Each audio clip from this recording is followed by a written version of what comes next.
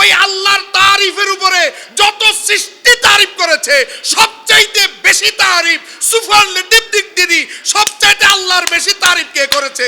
সেটার নাম হচ্ছে আহমদ, সেটার নাম হচ্ছে নবী মুহাম্মদুর রাসূলুল্লাহ। বলুন না সুবহানাল্লাহ।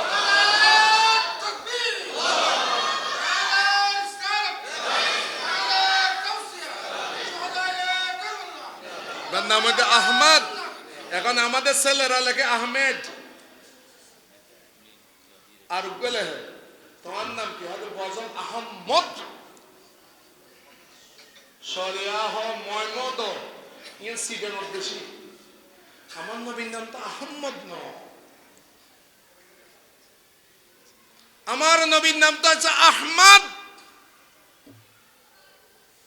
আমারও অনেকে লেখে দেয় মুফতি আবুল হাসানাত আজি হর কি লিখেছে না না মোহাম্মদ লিখি মুফতি আবুল হাসানাত আর নাম তো আবুল হাসানাত নয়, আর আসল নাম কিন্তু মোহাম্মদ।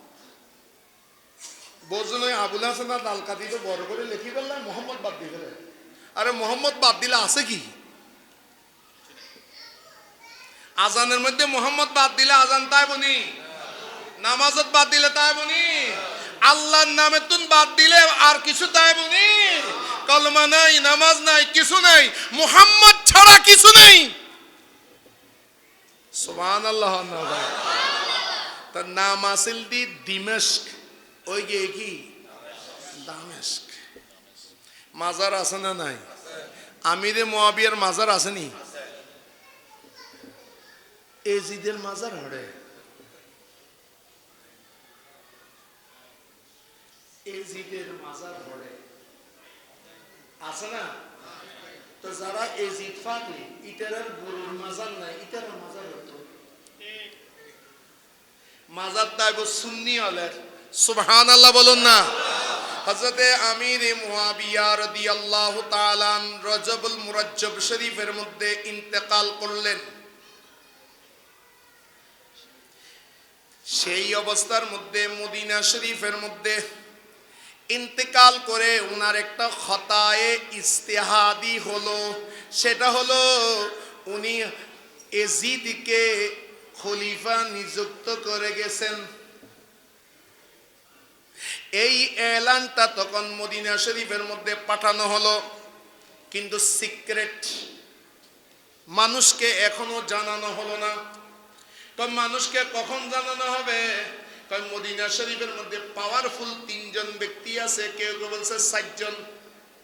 তিনজন ব্যক্তি মদিনা শরীফের মধ্যে পাওয়ারফুল, এরা যদি মেনে নেয় তবে গোটা জাতি মেনে নিবে। আচ্ছা, আর আখিরি দিবসের মধ্যে যেবা মেহমান আলা ওনারা ফিসা বুঝুন না। আচ্ছা, ফিসা বুঝুন যদি একটা সিদ্ধান্ত মানিল সরকারের, তো ওনারা মানিবেন কিনা? জোর হন না, কারণ ওনারা এবার কি মুরিদ। ফিসাব যেতে মানি নিছে তাহলে মুরিদ হলে কথা, এটা বুঝছেন? আচ্ছা, এখন আর আগে মরহুম আবুল হাসান শাহ হুজুর আছেন না আছে? তো হুজুরের এই এলাকার মানুষের মানে কি না মানে? হুজুরে যদি কোনো সিদ্ধান্তরে মানি লয়, হুজুরের বক্তব্য মানি লয়। এখন মদিনা শরীফের মধ্যে পাওয়ারফুল কয়জন? একজন রাসূলে খোদা সাল্লাল্লাহু আলাইহি সাল্লামের নাতি হযরতে ইমামে হুসাইন, সকলে বলুন রাদিয়াল্লাহু তাআলা। বাজি ইমাম হুসাইন রে আলাইহিস সালাম হইয়ে কা একদল ফাড়ে গই ওই ইমাম হুসাইন রে আলাইহিস সালাম হন যাইতো না, মান যাইতো না কারে ভাই? নজাইবের দলিল কি? ওলিউল্লাহ আলাইহিস সালাম না হয়? আচ্ছা, কোরআন শরীফের মধ্যে সূরা আছে, সূরার নাম কি? সূরা লোকমান আছে না? না, হযরত লোকমান রাদিয়াল্লাহু তাআলা হয় না? মুজাদ্দিদ আলী রাহমাতুল্লাহ আলাইহি কি হয়? তো লোকমান আলাইহিস সালাম, হযরতে লোকমান উনি কি নবী না ওলি? অধিকাংশের মত হচ্ছে কানা আবদান সালেহা, উনি একজন আল্লাহর ওলি ছিলেন। কেউ কেউ বলেছেন উনি নবী ছিলেন, কেউ কেউ বলেছেন নয়, অধিকাংশ বলেছেন কানা আবদান সালেহা, উনি একজন কি ছিলেন? তো আমরা কি লোকমান তো অলি বেরো যদি আলাইহিস সালাম হন যায় ইমাম হোসেন আলাইহিস সালাম হলে গুনাহ কিনলে তো কি ফিরে ফিরি আচ্ছা লোকমান আলাইহিস সালাম তো নবী সেই জন্য একটা বলতে পারবেন আচ্ছা আরেকটা বলি সূরা কোরআন শরীফের মধ্যে একটা সূরা আছে শুধু মেয়েদের নামে নাম কি ইবনে নবী না ওলি এবারে নবী হলে হইব না কারণ নবীরা মহিলারা নবী হইতে পারে তো উনি ওলি গিয়া আল্লাহর ওলিয়েরই মহিলা ওলিয়েরই আল্লাহর ওলি হযরতে মরিয়ম রাদিয়াল্লাহু তাআলা আনহা রাহমাতুল্লাহি আলাইহি তো ওনার সুন্নি হুজুর হলে কি হইছে রে হযরতে মরিয়ম আলাইহাস সালাম যদি মরিয়ম আলাইহাস সালাম হওয়া যায় ইমাম হোসেনকে কেন আলাইহিস সালাম বলা যাবে না এর দলিল সম্পর্কে নেই আল্লাহুম্মা সাল্লি আলা মুহাম্মাদিন ওয়া আলা আলি মুহাম্মদ কামা সাল্লাইতা আলা ইব্রাহিম ওয়া আলা আলি ইব্রাহিম ইন্নাকা হামিদুম মাজিদ এখানে সালাত বলছো নি ওই আলে মুহাম্মদের মধ্যে ইমাম হোসেন নাই তা কেন বলা যাবে না তা আমরা রাদিয়াল্লাহু তাআলা আনহু বলা যাবে উনি সাহাবী হিসাবে আবার আলাইহিস সালামও বলা যাবে একজন হলো ইমামে হোসেন আরেকজন হচ্ছে হযরতে আব্দুল্লাহ ইবনে জুবায়ের বলুন না রাদিয়াল্লাহু তাআলা তা আব্দুল্লাহ ইবনে জুবায়ের উনি কে উনি হচ্ছেন হযরতে আবু বকর সিদ্দিক রাদিয়াল্লাহু তাআলা আনহুর মেয়ের ঘরের নাতি ওনার মার নাম হচ্ছে আসমা রাদিয়াল্লাহু তাআলা আনহা জাতুন নিতাকাইন লম্বা কিচ্ছা লম্বা হয়ে যাবে মদিনা শরীফের মধ্যে মুসলমানদের কোনো সন্তান হচ্ছে না হিজরতের পরে মুসলমানদের কোনো সন্তান নাই কাফেররা হাসাহাসি করতেছে মুসলমানদের সন্তান হচ্ছে না মদিনা শরীফের মধ্যে যেই সন্তানটা হওয়ার কারণে মদিনাবাসী বড় খুশি হয়ে গিয়েছে মদিনাবাসী একজন আরেকজনকে মিষ্টি খাওয়াইছে বলুন না সুবহানাল্লাহ মদিনাবাসী খুশি হয়ে গেছে যার জন্মে সর্বপ্রথম হিজরত করার পরে মদিনার বুকে মুসলমানদের যেই সন্তানটা জন্ম নিয়েছে উনি হচ্ছে হযরতে আব্দুল্লাহ ইবনে জুবায়ের ইতাল্লাহ আব্দুল্লাহ ইবনে জুবায়েরের বেলাদতে পাকে যদি মানুষ খুশি হন সুন্নত হয় সাহাবায়ে তো নবীজির বেলাদতে পাকে মিলাদুল নবীর মধ্যে খুশি হন আরেক দলিল পাকে নামাজ হযরতে আব্দুল্লাহ ইবনে জুবায়ের উনি আছেন বেঁচে আছেন উনাকেও মদিনাবাসী শ্রদ্ধা করে আরেকজন হচ্ছেন ইসলামের দ্বিতীয় খলিফা নাম কি হযরত ওমর বিন খাত্তাব রাদিয়াল্লাহু তাআলা ওমর বিন খাত্তাব মানুষে কেলে মানুষে কেলে হদ্দেই বেইলে এখনো পর্যন্ত আর একটু তসবিহ করে দিই এটা যুবক ছেলে আসনা নাই হুজুর আয় রাতিয়া ঘুম যায়নি প্রতিদিন কান্দার মধ্যে লুঙ্গিলন ফরে বেন্য ফজর এলে যারা বুঝার বুঝিল গুরু ফলে না বুঝে মান গোসল প্রত্যেক দিন ঘুম যায় বালা মানুষ কত দোয়া দরুদ ফরে তারপরেও বেন্য ফজর লুঙ্গিলে ফুরের গাঁটার দিকে জন ফরে উড়িষ্যায় দেখলাম কি হইল কি অনারার কিন্তু বন্ধ হয়ে যাবে যুবকল এশার নামাজ বা জামাত ফরি বা উজুকুম যাবেন দুই হাতের তালুর মধ্যে মুআব্বিজাতাইন ফরিবেন কমপক্ষে সূরা ফালাক সূরা নাস পরে ফু দিবেন ফু দিয়ে সমস্ত শরীর মুছবেন যতটুকু হাত যায় তিনবার কয়বার তিনবার এইভাবে মশার পরে তিনটা ডাক দিতে পারবেন না যারা এই কাজে তিনটা ডাক দিবেন ইয়া উমারু ইয়া উমারু ইয়া উমার, তিনটা ডাক দিবেন, ওই শয়তান আর আপনার কাছে আসবে না। আর কাঁধের মধ্যে লুঙ্গি নিতে হবে না, বরং কাঁধের মধ্যে রুমাল নিয়ে মসজিদে চলে আসতে পারবেন। বলুন না সুবহানাল্লাহ। দিবা ওই ওমর জিবের শতান দিলে এনে ওমর আইয়ের হই আইজন নো আই আইজো কি বল না আইজো নো আই এ হদে ওয়াবিও লাইছি হদে শের বাংলা সব আই আই সাথে কেমন দুঃখিত বুঝে আসছে। এখনো উমর আসে নেই, শয়তান শুনতে পেয়েছে যে উমর আসতেছে। তা উমর আসলে কেমনে দিত, শয়তান দৌড় দিত। দৌড়ের মধ্যে বাঘ আছে না নাই, হতে বাজি দেন দুধ দিয়ে দেন, ইতের নুঙ্গি হটে গিয়ে ইতের স্যান্ডেল হটে গিয়ে ইতের নিজেতে কিনে আর আর আগ্রাবাদের মধ্যে উপরে র্যাবের টোকাইতে এসেনি, ইতে তিনটা লাতুন ফল দিয়ে দেয় হতুন এনে মানুষকে একটা লাতুন ফাল দিব না, কিন্তু ডরাইলে কি দিব, ইতে বাঁচি পেলে হতালাত তিনটা লাতুন কি দিব ফাল দিব। ওদের রে বাইয়ের হইলি দূরিব দে, যারা তেমন মামলা আছে ইতারা তেমন পুলিশ দিলে দূরে না ধরে, আস্তে দূরে না জোরে জোরে, তো জোরে ধরে এন দূরে দুর্জি দে, তো দূরের মধ্যে দূরের তাপমাত্রা কি হতে ফিসন দিয়ে বাতাস বাড়ি কি বাইরে দেয় জোর হন না। তা আস্তে দৌড়িলে বাতাস বাইরেব না, কিনলে দৌড়িলে ফিসন দিয়ে বাতাস হতে বাঁধবে। হ্যাঁ দুধ দিয়ে বাজি ফিসন দিয়ে সিটেঙ্গে বাসা ফাদা নেবে আর কি, তাই এইভাবে দৌড় দিতেন। শয়তান যখন হযরত ওমরকে দেখতেন লাহু দৌরাতুন, হয়তো দৌড়াত দুই রকম, ফাদানি দুই কয়েক রকম আছে। এক রকমের মধ্যে আওয়াজও আর রকমের কিনেও, যদি বেশি জোরাইয়া আওয়াজে যে বলি সিবি সাবি রাইলে আওয়াজ ছাড়া আইব, কিন্তু একবার সিবি ধরে ফটাল করে ফুটে যে বলি হদে শয়তান যে সময় ওমরে দেখে এমন ভাবে দুধে লাহু, শয়তান এভাবে পলায়ন করে। সেই ওমর বিন খাত্তাবের ছেলে হযরতে আব্দুল্লাহ ইবনে ওমর।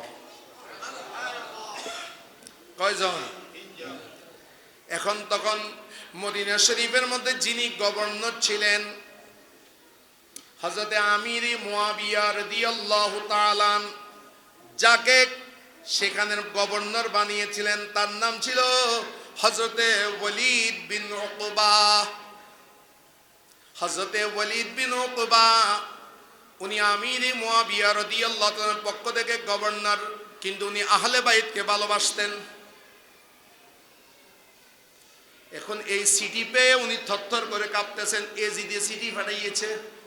সর্বপ্রথম হচ্ছে আমার আব্বা ইন্তেকাল করছে, দ্বিতীয়ত আমার আব্বা আমাকে খেলাফতের দায়িত্ব দিয়ে গেছে, আমি এখন খলিফা, আমি আমিরুল মুমিনিন। মদিনা শরীফের মধ্যে তিনজন ব্যক্তির থেকে ইম্পর্টেন্ট তিনজন ব্যক্তির থেকে কিনেন খুশ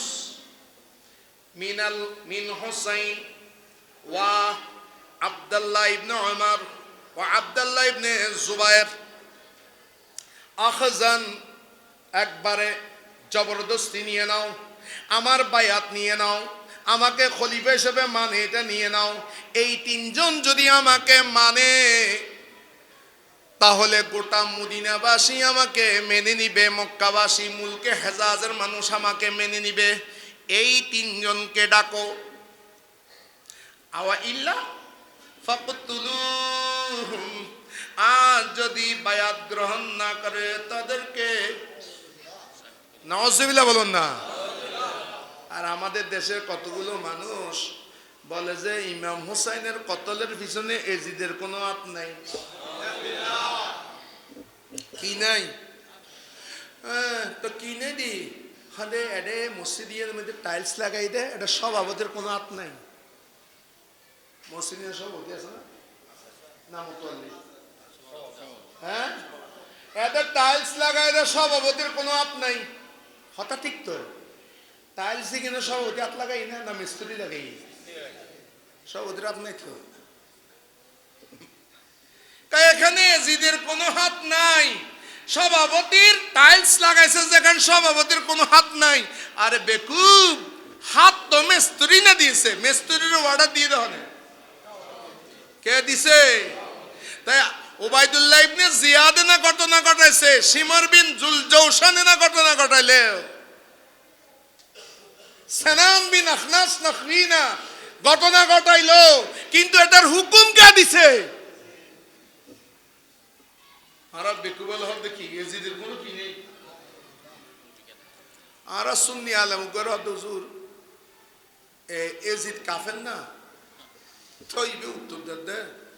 এজিদ যদি কাফের নয়, আর লাকসামের আব্দুল বারি জিহাদি এন্তেকাল করছে, আল্লাহ ওনাকে জান্নাতি করুক। উনি প্রিন্সিপাল ছিলেন, প্রিন্সিপাল আল্লামা আব্দুল বারি জিহাদি রহমতুল্লাহ আলাই। ওনাকে জিজ্ঞেস করলে এজিদ কাফের কিনা, তো উনি বলে এজিদ যদি কাফের নয় তা আল্লাহ দুনিয়াত কাফের গো নেই। এজিদ যদি কি কাফের নয়, তাহলে আল্লাহ দুনিয়ার কাফের একটাও নেই, এত বড় অপরাধের পরেও। যেই সময় এই ফরমান আসছে, হযরত ওয়ালিদ বিন উকবা তার পরামর্শদাতা বড় ক্রিমিনাল ভাজে মারওয়ানরে ডাকছে, আমি এখন কি করব, আমি আহলে বাইতকে কিভাবে ডাকবো, আমি ইমাম হোসেনকে কিভাবে ডেকে আনবো?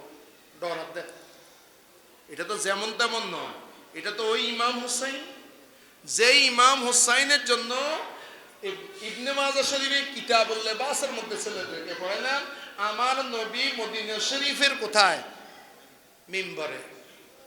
দুইটা ছেলে আসতেছে লাল রঙের পাঞ্জাবি গায়ে দিয়ে, ড্রেস পরে, কমিজ পরে, একবার পরে একবার উঠি যায় না, গুরু ফলে নড়ে না, গুরু ফলে কেল্লাড়ে, একবার পরে একবার উড়ে, মানে বালা করে এখন আড়ি না ভরে, ছোট ছোট সাদের টুকরার দেখে ছেলে আইয়ের।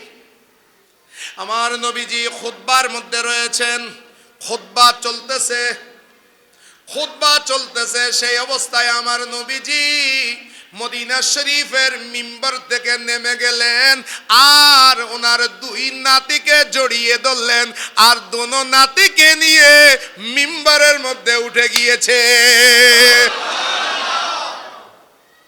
আমি সেই হোসাইনকে কিভাবে ডাকবো, যেই হোসাইনের জন্য আমার নবী সিজদায়ে পাক থেকে মাথা উঠান নাই?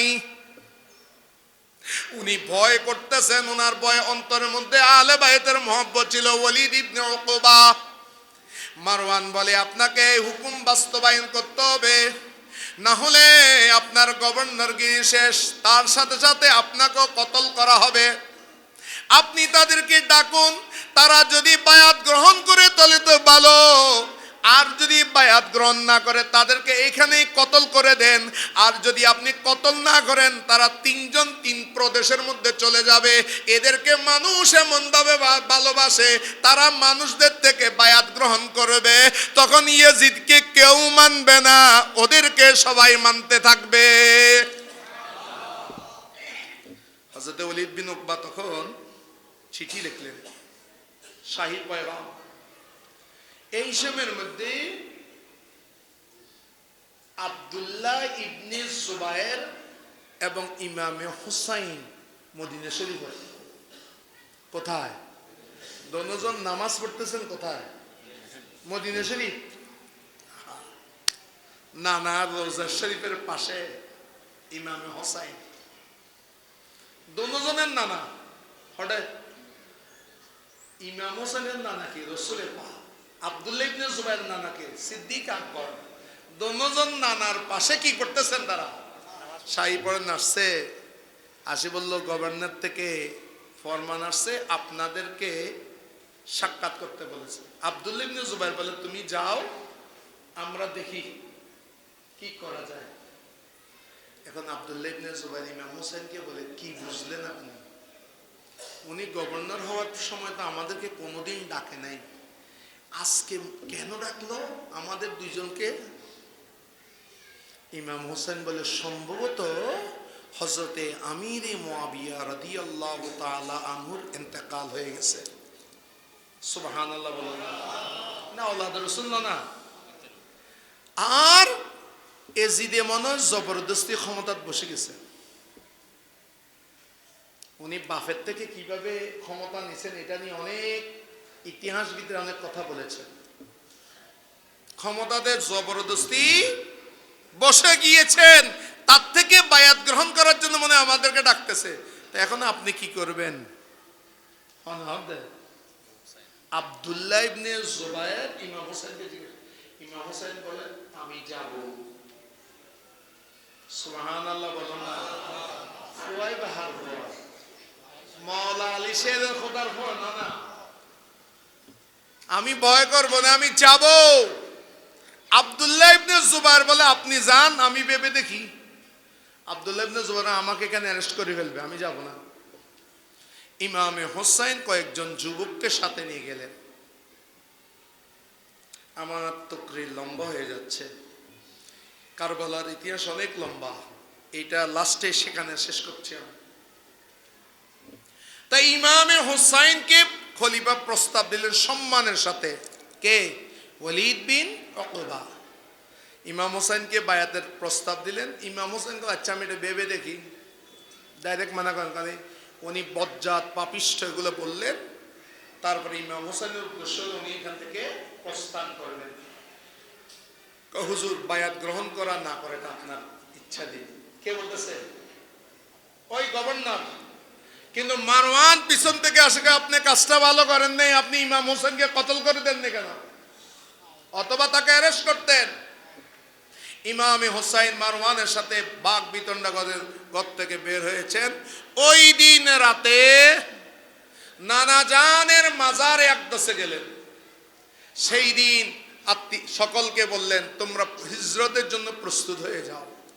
আচ্ছা, এই জুলুম সাতাম শুরু, জুলুম সাতাম শুরু। আচ্ছা, আপনাদেরকে যদি বলে এই সরলক্ষের মানুষ আপনারা এখান থেকে চলে যান, এখান থেকে আপনারা বরিশাল চলে যান, আপনারা যাবেন না? হ্যাঁ, ইমাম হোসেনের জন্ম মদিনায় পাক, মদিনার এই পবিত্র জায়গার মধ্যে ইমাম হোসাইন বড় হয়েছেন। আজকে নানা জানের থেকে বিদায় নিয়ে যাচ্ছেন চোখে পানি। ওই দিন রাতের মধ্যে মক্কা শরীফ চলে গেলেন। মক্কায় যাওয়ার পরে ওই কুফাবাসী বারবার চিঠি লিখছে। চিঠির সংখ্যা কত? 12,000 উপরে চিঠি লিখলেন। তারপরে একটা চিঠি এইভাবে এসেছে, এই ইমাম হোসাইন, আমাদের কোনো ইমাম নাই, আমরা এজিদের হাতে বায়াত গ্রহণ করব না। কিয়ামতের ময়দানে আপনি যদি আমাদের কাছে না আসেন, কিয়ামতের ময়দানে আল্লাহ যদি আমাদেরকে প্রশ্ন করে এই পাপিষ্ঠ এজিদের হাতে তোমরা কেন বায়াত গ্রহণ করেছ? এ তো নর্তকী নাচাতো, এ মদ খেত, বেনামাজি ছিল, এই পুতুল ড্যান্স করতো। পুতুলের নাচা অনেক, এজিদে কি নাচাইতো? বেড়ি নাচাইতো হন না, কি নাচাইতো? বেড়ি নাচা দিবে কি? ওই ওনার বিয়ের সময় নাচান দেয় বেড়ি, বিয়ের সময় এজিদের ডোল বাজাইতো। কি বাজাইতো? ইয়ার আর্জেন্টিনা আর ব্রাজিলের ডোল বাজাবো না বাজাবো? হ্যাঁ, এখানে এজিদের কাম, এখানে হোসাইনের কাম ন। আমাদের বহুজন আছে হোসাইনের মাহফিল করে, এজিদের মতন কাম করে। খবরদার, ইহুদি নাসারার সাথে আমাদের কোনো সম্পর্ক নাই। আর্জেন্টিনা বলেন আর ব্রাজিল বলেন, এগুলো দিয়ে ইহুদি নাসারা, এগুলো হচ্ছে তাদের কাজ, তাদেরকে করতে দেন। আপনি কার সাথে মিলবেন? আপনি ইমাম হোসাইনকে ভালোবাসেন, বলুন না সুবহানাল্লাহ। আচ্ছা, আর্জেন্টিনার লাই তো পতাকা মহরম মাসের মধ্যে উঠাইলা, ইমাম হোসাইনের লাই পতাকা কয়জন উঠেছেন? তো মুসলমান বাগ হয়ে গেছে না? মুসলমান কেমন? মুসলমানকে বলা হয় আব্দে দিনার। ইমাম হোসেনকে বলে আপনি যাবেন না। কুফার মানুষ আছে আব্দে দিনার। আব্দে দিনার মানে টেয়াজে কে হন না, টেয়াজে কে হন না, বন্দায় কেন?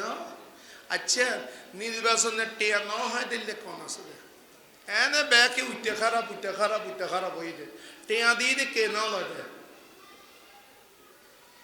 নলয় হলে জামাত ইসলামে তো নাই বিএনপি তো নাই এনসিপি তো নাই সিবি এন্ড টিপি এন্ড মানে এবং আমি এটাকে চিপি বাইর করলাম ইতারা তো নাই তিন দল তো নাই